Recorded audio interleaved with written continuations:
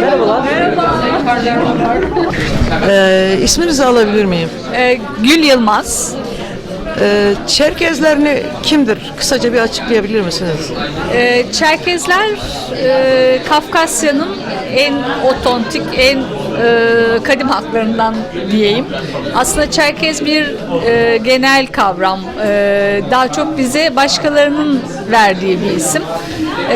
Türkiye diasporasında da Çerkezler dediğimizde işte Adiyeler, Çeçenler, Osetler, yani bütün Kuzey Kafkas halklarının hemen hemen hepsini kapsıyor. Öyle bir tanımlama söz konusu. 1864 bizim için sembolik olan tarih. Kafkasya'daki Rusya-Kafkaslar Savaşı'nın sonrasında Türkiye'ye, Osmanlı topraklarına daha doğrusu sürgün edilen halklar.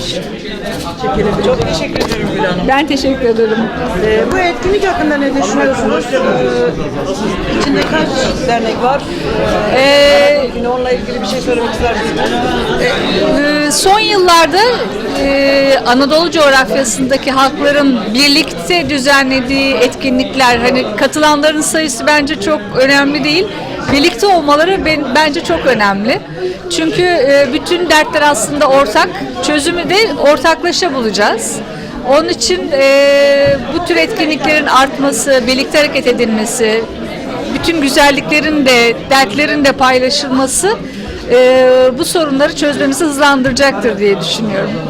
Çok teşekkür ederim. Ben teşekkür ederim.